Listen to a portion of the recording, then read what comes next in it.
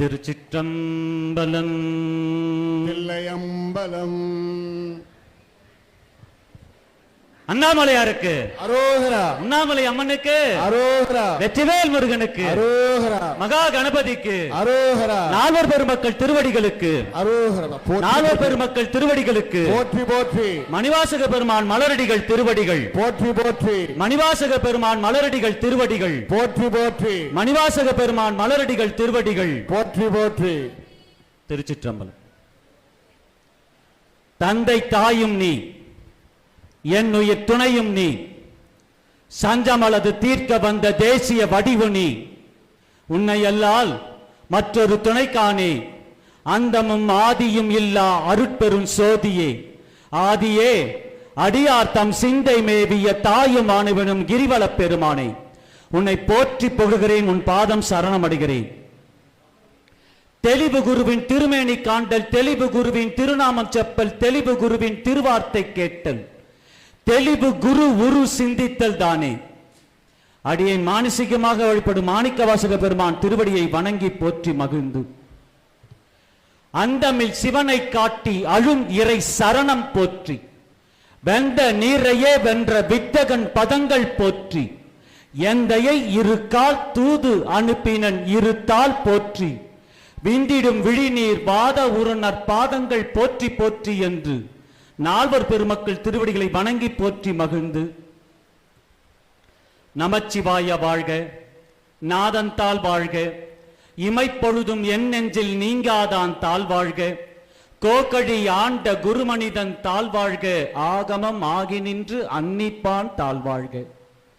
3ஆம் நூற்றாண்டிலே தில்லையிலே மணிவாசக பெருமானால் ஓதப்பட்டு சிவபெருமானால் எழுதப்பட்டு 8ஆம் திருமுறையான திருவாசகத்தை வணங்கி போற்றி மகிழ்ந்து, இத்தனை நூற்றாண்டு கிடந்த பிறகும் கூட நம் நாவிலே அமர செய்து, நாம் செவி வழியே கேட்க செய்து, இவையெல்லாம் இந்த அற்புதங்களை நிகழ்த்தி கொண்டிருக்கக்கூடிய கலைமகள் திருவடிகளை வணங்கி போற்றி மகிழ்ந்து, இத்திருத்தலத்தினுடைய அண்ணாமலையார் உண்ணாமலையினுடைய திருவடிகளையும் வணங்கி போற்றி மகிழ்ந்து, எல்லாம் அல்ல அண்ணாமலையார் உண்ணாமலையினுடைய கருணையோடு மாணிக்கவாசக பெருமானுடைய தனிப்பெரும் கருணையினால் மணிவாசக பெருந்தகை எப்படி தான் இறைவனோடு கலந்தார் என்ற நிகழ்வு இன்னும் சற்று நிமிடத்தில் தொடங்க இருக்கிறது.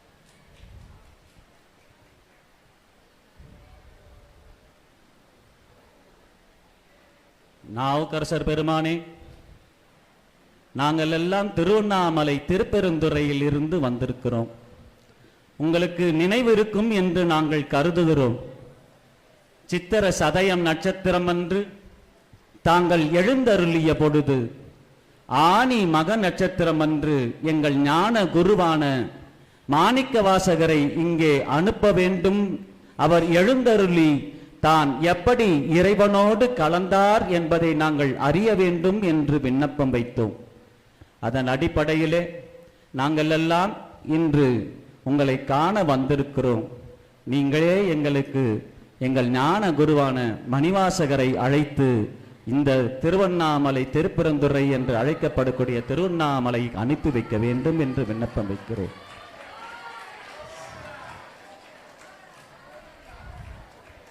வணங்குகிறேன் நாவுக்கரசர் பெருமானே, வணங்குகிறேன் மாணிக்க வாசகர் பெருமானே. மாணிக்கவாசக பெருமானே, சித்திர சதயம் நட்சத்திரம் அன்று நான் திருவண்ணாமலை திருப்பெருந்துறை என்று அழைக்கப்படக்கூடிய அடியார்களோடு திருவண்ணாமலையில் அப்பர் மடத்தில் எழுந்தருளி எப்படி என்னை இறைவன் ஆட்கொண்டான் என்பதை அங்கே வெளிப்படுத்தி அவர்களுக்கெல்லாம் ஆத்ம இன்பத்தை தந்து அருளினேன். அப்பொழுது உன்னுடைய அடியார்களான திருவண்ணாமலை திருப்பெருந்துறை குழு அடியார்கள் ஆனி மக நட்சத்திரம் அன்று எங்கள் ஞான குருவான மணிவாசகரை இந்த பூலோகத்தில் அனுப்ப வேண்டும் என்று என்னிடம் விண்ணப்பம் வைத்தார்கள். அவர்களுக்கு நான் ஒரு வாக்கு கொடுத்து விட்டு வந்துவிட்டேன். நிச்சயம் அனுப்பி வைக்கிறேன் என்ற வாக்கு கொடுத்து வந்துவிட்டேன். நாவுக்கரசரின் வாக்கு மாறக்கூடாது அல்லவா? இது வாக்கு நாவுக்கரசரினுடைய வாக்கு. ஐயனே, நீங்கள் பூலோகம் சென்று எப்படி இறைவனோடு நீங்கள் கலந்தீர்கள் என்பதை உங்கள் திருவண்ணாமலை திருப்பெருந்துறை அடியார்களுக்கு அருள் பாவித்து ஆட்கொள்ள வேண்டும் ஐயனே. நாவுக்கரசர் பெருமானே, நாவுக்கரசர் பேச்சுக்கு மறு பேச்சு உண்டா? வாருங்கள், நாம் இருவரும் சென்று சிவபுரம் சென்று அம்மையப்பனை வழிபட்டுவிட்டு அடியேன் நீங்கள் கூறியதைப் போல பூலோகம் சென்று அப்பர் மடத்திலே திருவண்ணாமலையிலே என்னுடைய திருவண்ணாமலை திருப்பெருந்துறைக்குரிய அடியார்களுக்கு அருள் பாவித்து விட்டு வருகிறேன். வாருங்கள், நாம் இருவரும் சிவபுரம் செல்லலாம்.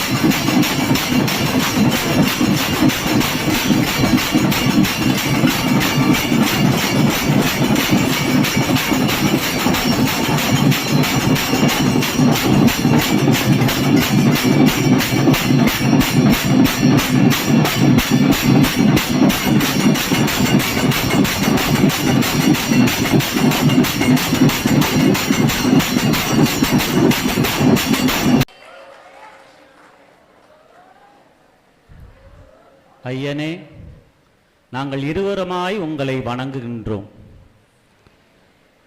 இந்த ஆனி மகத்தன்று என்னுடைய அடியார்கள் திருவண்ணாமலையில் அப்பர் மடத்தில் எனக்காக காத்து கொண்டிருக்கிறார்களாம். நாவுக்கரசர் பெருமன் மூலமாக வந்த செய்தி அது. அடியேன் பூலோகம் சென்று என் திருவண்ணாமலை திருப்பெருந்துறை குழு அடியார்களுக்கு அருள் பாவித்து விட்டு வருகிறேன். தங்களுடைய ஆணையை பிறப்பிக்க வேண்டும் ஐயனே. மாணிக்க வாசகா, நீ திருப்பெருந்துறை வரும்பொழுது உன்னை திருவடி கொடுத்து ஆட்கொண்டேன். தில்லை திருப்பெருந்துறை வரும்பொழுது திருவாசகத்தை கொடுத்து ஆட்கொண்டேன். இப்பொழுது நீ திருவண்ணாமலை திருப்பெருந்துறைக்கு செல்கிறாய். சென்று வா, அங்கங்கே நானும் வந்து கலந்து கொள்கிறேன். நான் இல்லாமல் ஏதப்பா உனக்கு வாழ்க்கை வரலாறு? நீ திருவண்ணாமலை திருப்பெருந்துறை செல், நானும் அங்கங்கே வந்து கலந்து கொள்கிறேன்.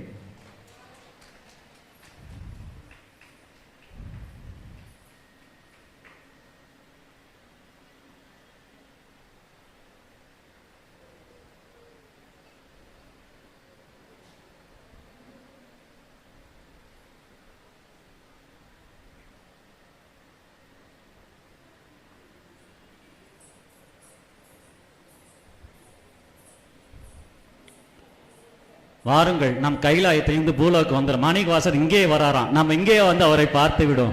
கைலாயத்திலிருந்து நம்ம பூலோகத்துக்கு திருப்பி வந்துடலாம். மாணிக்கவாசர் இங்கே வராராம், நாம் இங்கே வந்து பார்த்து விடுவோம். திருச்சிற்றம்பலம். ஓம் நம சிவாய, ஓம் நம சிவாய, ஓம் நம சிவாய, சிவாய ஓம் நம சிவாய.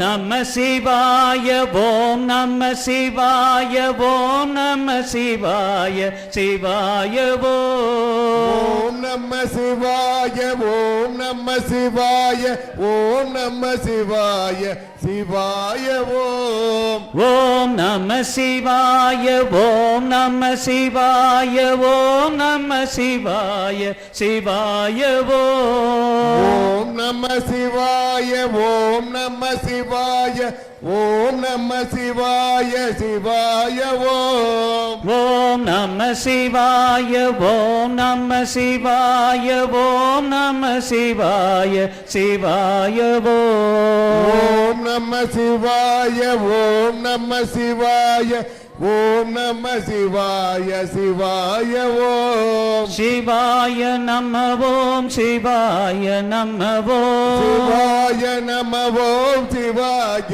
நம ஓம் சிவாய நம ஓம் சிவாய நம ஓம் சிவாய நம ஓம் சிவாய நம ஓம் சிவாய நம ஓம் சிவாய நம ஓம் சிவாய நம ஓம் சிவாய நம ஓம் ஓம் நம சிவாய சிவாய நம ஓம் நம சிவாய மாணிக்கவாசக பெருமான் வந்து கொண்டிருக்கிறார். மாணிக்கவாசக பெருமான் வந்து கொண்டிருக்கிறார். மாணிக்கவாசக பெருமான் மாணிக்கவாசக பெருமான் மலரடிகள் திருவடிகள் மாணிக்கவாசக பெருமான் மலரடிகள் திருவடிகள் மாணிக்கவாசக பெருமான் மலரடிகள் திருவடிகள் மாணிக்கவாசக பெருமான் மலரடிகள் திருவடிகள் மாணிக்கவாசக பெருமான் மலரடிகள் திருவடிகள் மாணிக்கவாசக பெருமான் மலரடிகள் திருவடிகள் மாணிக்கவாசக பெருமான் மலரடிகள் திருவடிகள் மாணிக்கவாசக பெருமான் மலரடிகள் திருவடிகள் போற்றி போற்றி மாணிக்கவாசக பெருமான் மலரடிகள் திருவடிகள் போற்றி போற்றி மாணிக்கவாசக பெருமான் மலரடிகள் திருவடிகள் போற்றி போற்றி ஓம் நம சிவாய ஓம் நம சிவாய ஓம் நம சிவாய ஓம் நம சிவாய ஓம் நம சிவாய ஓம் நம சிவாய ஓம் நம சிவாய ஓம் நம சிவாய ஓம் நம சிவாய ஓம் நம சிவாய ஓம் நம சிவாய ஓம் நம சிவாய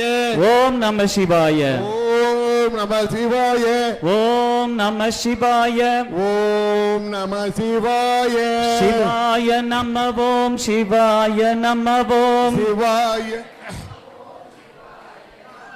சிவாய நம ஓம் சிவாய நம ஓம் சிவாய நம ஓம் சிவாய நம ஓம் சிவாய நம ஓம் சிவாய நம ஓம் சிவாய நம ஓம் சிவாய நம ஓம் சிவாய நம ஓம் ஓம் நம சிவாய சிவாய நம ஓம் ஓம் நம சிவாய சிவாய நம ஓம் ஓம் நம சிவாய சிவாய நம ஓம் ஓம் நம சிவாய.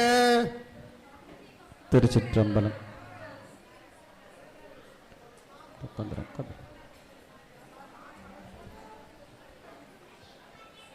திருவண்ணாமலை திருப்பெருந்துறை குழு அடியார்களே, நீங்கள் நாவுக்கரசரிடம் விண்ணப்பம் வைத்ததனுடைய காரணமாக அடியேன் இந்த பூலோகத்தில் மீண்டும் வந்திருக்கிறேன். எப்படி இறைவனோடு அடியேன் கலந்தேன் என்கின்ற அந்த ஆத்ம இன்பத்தை அடையுமாறு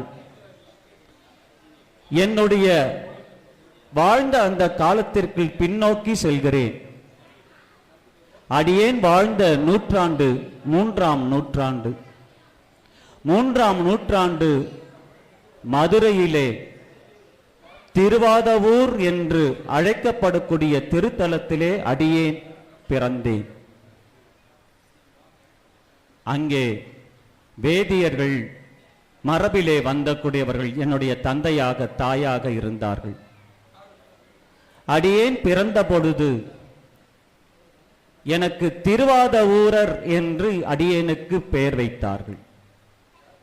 என்னுடைய திருநாமம் திருவாதவூரராக மாறிற்று. அந்த திருவாதவூரர் என்னை அந்த திருத்தலத்திலே திருவாதவூரார் என்று என்னை அழைப்பார்கள். அந்த திருவாதவூரராக அடியேன் வளர்ந்த பொழுது வேதியராக குடும்பத்திலே அடியேன் பிறந்ததனால் இளம் பிராயத்திலேயே சாஸ்திரங்களும் வேதிகளும் வேள்விகளையும் நான் மறைகளும் எனக்கு அத்துபடியாயின. இளம் பிராயத்திலே அனைத்தையும் கரைத்து குடிக்கக்கூடிய நிலையை இறைவன் ஞானமாக எனக்கு அருளினான். இளம் வயதிலேயே சாஸ்திரங்களும் வேதங்களும் எனக்கு நிரம்பி வழிந்தது. இந்த ஊர் முழுக்க என்னை பற்றியே பேச்சும் இருந்தது. இளம் பிராயத்தில் எப்படி இறைவன் இப்படிப்பட்ட ஒரு ஞானத்தை இவனுக்கு அருளினான் என்று எல்லோரும் என்னை பற்றியே பேசத் தொடங்கினர். அந்த தருணத்தில்தான் பாண்டிய நாட்டை ஆண்டு கொண்டிருந்த பாண்டிய நாட்டு மன்னன் அமிர்மிர்த பாண்டியன் திருவாத ஊரருக்கு வந்தான்.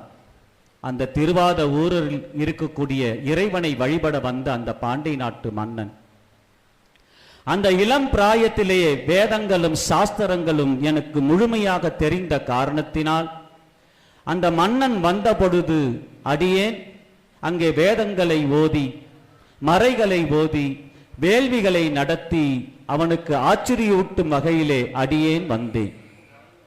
அப்பொழுதுதான் அந்த பாண்டி நாட்டு மன்னனுடைய பார்வை என் மீது விழுந்தது. இந்த சிறு வயதிலே எப்படி இவனுக்கு இப்படிப்பட்ட நிலை அடைந்தது என்று அந்த பாண்டிய நாட்டு மன்னன் ஆச்சரியப்பட வைத்தான்.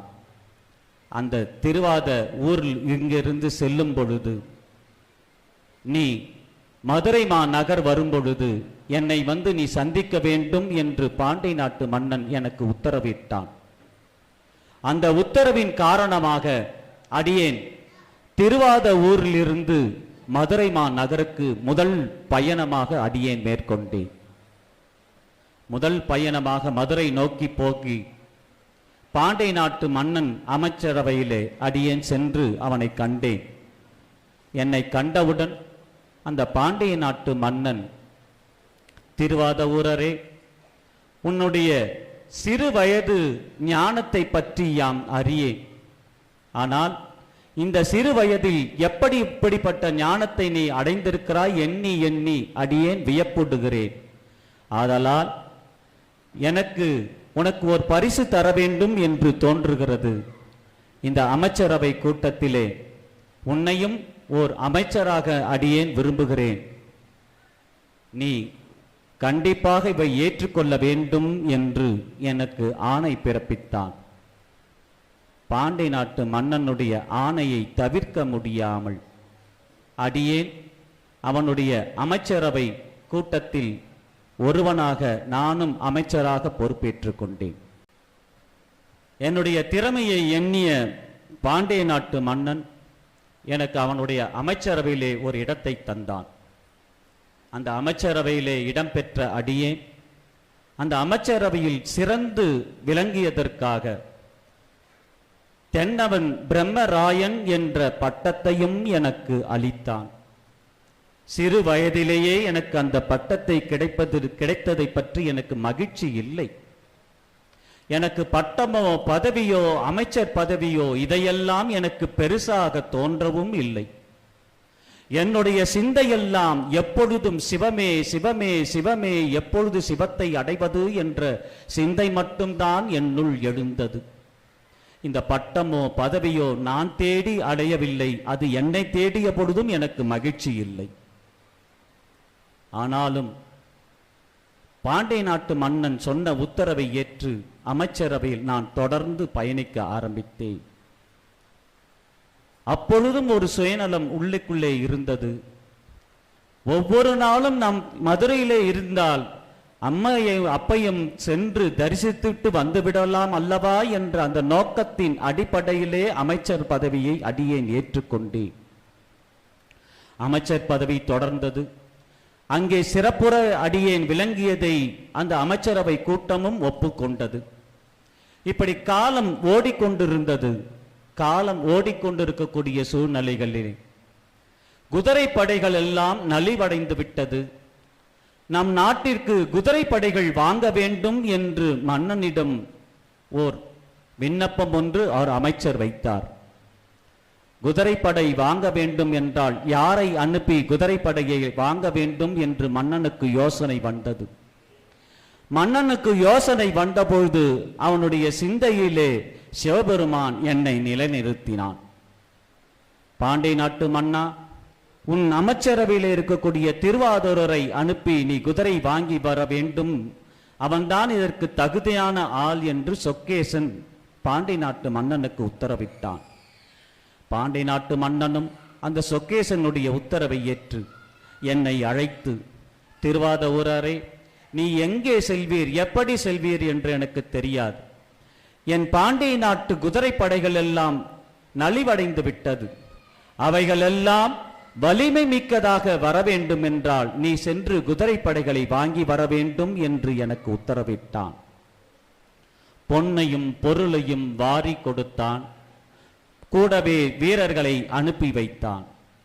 வீரர்களையும் பொன்னையும் பொருளையும் எடுத்துக்கொண்டு அடியேன் எங்கே செல்வது என்று அறியாமல் தவித்தேன்.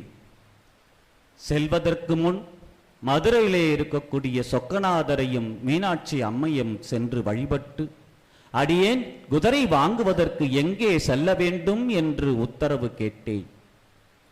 அவர்கள் எனக்கு உத்தரவாக அளித்தார்கள், நீ திருப்பெருந்துறை செல்ல வேண்டும் என்று உத்தரவை எனக்கு அளித்தார்கள். அடியேன் மதுரையில் இருந்து இரண்டாவது பயணமாக வாழ்க்கையிலே திருப்பெருந்துறையை நோக்கி பயணிக்க ஆரம்பித்தேன். திருப்பெருந்துறை அது எங்கே இருக்கிறது? அது எங்கே இருக்கிறது? எப்படி இறைவன் எனக்கு இப்படி பணித்தான் என்ற சிந்தை மட்டுமே எனக்கு உள்ளுக்குள்ளே ஓடிக்கொண்டிருந்தது. திருப்பெருந்துறை என்று சொல்லக்கூடிய, இன்று நீங்களெல்லாம் சொல்லக்கூடிய ஆவுடையார் திருத்தலம்தான் அன்று திருப்பெருந்துறையாக இருந்தது. அந்த திருப்பெருந்துறையை அடியேன் சென்று அடைந்தேன். குதிரை வாங்குவதற்காக அமைச்சர் கோலத்திலே வீரர்கள் படைசூழ, பொன்னும் பொருளும் அடியேன் துணை புரிய, அடியேன் குதிரை வாங்குவதற்காக திருப்பெருந்துறையை வந்து அடைந்தேன். அந்த திருப்பெருந்துறையை வந்து அடைந்த நான் திருப்பெருந்துறையிலே வீற்றிருக்கக்கூடிய சிவபெருமானை வழிபடுவதற்காக அடியேன் புறப்பட்டேன். திருப்பெருந்துறையிலே இருக்கக்கூடிய சிவனை வழிபட போனேன். சிவனை வழிபட்டேன். கோயிலில் இருந்து வெளியே வந்தேன். வெளியே வந்த பொழுது அங்கே ஒரு குளம் ஒன்று என் கண்ணை பறித்தவாறு இருந்தது. ஏன் இந்த குளம் என்னை பறித்தவாறு இருக்கிறது?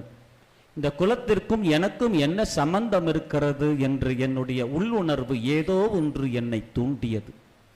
அந்த குலத்தையே அடியேன் உற்று பார்த்து அப்படியே அசையாமல் ஆடாமல் அப்படியே நின்று கொண்டிருந்தேன்.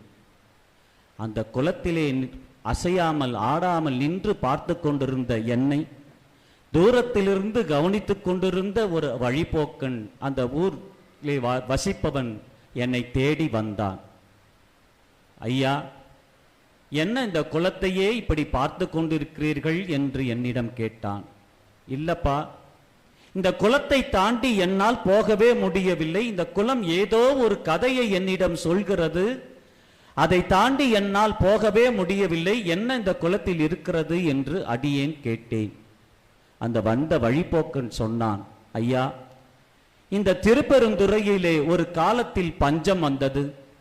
பஞ்சம் வந்த பொழுது அந்த குலத்திலே நீர் வற்றியது. பஞ்சத்தில் மக்களெல்லாம் வாடினர். இங்கே நீர் இல்லாமல் மக்கள் துன்புற்று நிலைக்கு ஆளாயினர். அப்பெல்லாம் வாடினர். இங்கே நீர் இல்லாமல் மக்கள் துன்புற்று நிலைக்கு ஆளாயினர். அப்பொழுது ஒரு சிவனடியார் ஒருவர் மண்வெட்டியோடு இங்கே வந்தார். இங்கே வந்து, என்ன இந்த ஊரிலே பஞ்சமாக இருக்கிறதா என்று சிரித்து கொண்டு கேட்டார். ஆம் என்று இந்த ஊர் மக்கள் சொன்னர். அந்த சிவனடியார் மண்வெட்டியோடு வந்தவன் அந்த குளத்தில் வெட்டியதை மண்வெட்டியால் சிறிது தள்ளினான். நீர் உள்ளே இருந்து பெருகிற்று, குளமாக மாறியது. இன்று வரை அந்த குளம் வற்றாமல் அங்கே இருந்து கொண்டிருக்கிறது என்று சொன்னான். எனக்கு மேலும் ஒரு ஆச்சரியத்தை மூட்டியது. என்ன இது? ஒரு சிவனடியார் மண்வெட்டியோடு வந்து தோண்டியது இன்று குளமாக மாறியதா? அந்த சிவனடியார் இங்கே இருக்கிறாரா? அடியேன் அவனை பார்க்க முடியுமா என்று கேட்டேன். அவனும் சொன்னான், ஆமாம் ஐயா, அதோ அந்த குருந்தமர காடு இருக்கிறதே, அந்த குருந்தமர காட்டுக்குள்ளே தான் அந்த சிவனடியார் குழந்தைகள் எல்லாம் பாடம் சொல்லி வேத பாடசாலையில் வேதத்தை சொல்லிக் கொண்டிருக்கக்கூடிய அந்த சிவனடியார் அந்த குருந்தமர காட்டுக்குள்ளே தான் இருக்கிறார் என்று எனக்கு குருந்தமர காட்டை காட்டினான். அந்த குருந்தமர காட்டுக்குள்ளே அடியேன் செல்ல விரும்பினேன். அந்த சிவனடியாரை பார்க்கவே அடியேன் செல்ல விரும்பினேன். அந்த சிவனடியாரை பார்ப்பதற்காக அடியேன் செல்ல நினைத்த பொழுது எங்கிருந்தோ ஒரு ஒலி யாரும் கேட்காத வண்ணம் என் செவிகளிலே ஒலித்தது. அந்த ஒலி நம சிவாய,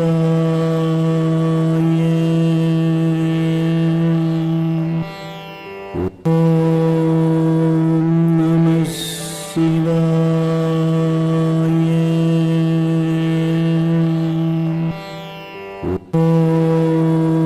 நம சிவாய, நம சிவாய, நம சிவாய,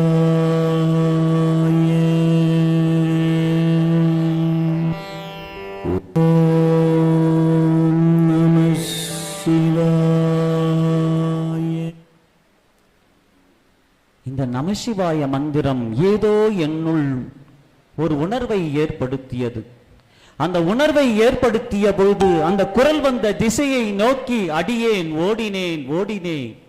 ஓடி பார்த்த பொழுது அங்கே அந்தணர் உருவிலே குழந்தைகளை எல்லாம் உட்கார வைத்து வேத பாடசாலையிலே வேதத்தை நடத்துவதைப் போல ஒரு பாவனை செய்து கொண்டிருந்த உருவம் அங்கே இருந்தது. அந்த உருவத்தை அடியேன் கண்ட பிறகு இவர் யார், இங்கே காட்டுக்குள்ளே என்ன செய்து கொண்டிருக்கிறார் என்ற சந்தேகத்துடன் அவர் மேலே இருந்து கீழ்வரை உற்று நோக்குகிறேன். உற்று நோக்கிய அடியேன் அவருடைய திருவடியை காண்கிறேன். அந்த திருவடி அவர் என்னை அசைத்து அசைத்து அசைத்து என்னை ஆத்மாவை அசை போட்டு பார்க்கிறார்.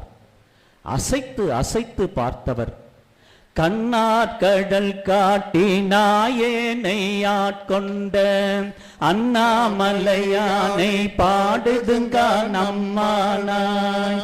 கண்ணாற்கடல் காட்டி நாயேனை ஆட்கொண்ட அண்ணாமலையானை பாடுதுங்க நம்மானாய். அந்த திருவடியை அடியேன் கண்ட பொழுது இது எங்கோ பார்த்த திருவடி போலவே எனக்குள் உணர்வு ஏற்பட்டது. எங்கே இந்த திருவடியை அடியேன் பார்த்திருக்கிறேன்? ஆஹா, இது கைலாயத்தில் எம்பெருமானுடைய திருவடி அல்லவா அடியேன் பார்த்தது. அந்த திருவடியை காட்டிதானே என்னை ஆட்கொண்டிருக்கிறார். இது சிவபெருமானுடைய திருவடிதானே. அந்தனர் உருவவே வந்து இங்கு எம்பெருமானே வந்து அமர்ந்திருக்கிறானே. இந்த தேவர்களை எல்லாம் குழந்தைகளாக்கி என்னை ஆட்கொள்வதற்காகவே இந்த திருப்பெருந்துறையிலே எனக்கு முன்னே வந்து அமர்ந்திருக்கிறானே என்ற இந்த உணர்வு எனக்கு மேலோங்கி நின்றது. அந்த திருவடியிலே அடியேன் விழுந்து வணங்கினேன். அந்த திருவடியை எடுத்து என் சிரத்தின் மீது எம்பெருமான் எனக்கு வைத்து ஆட்கொண்டார். அந்த திருவடியை என் சிரத்தின் மீது வைத்து என்னை ஆட்கொண்ட எம்பெருமான் அந்த நிலையை அடியேன் அடைந்த பொழுது என்னை மறந்த நிலையில் அடியேன் இருக்கிறேன்.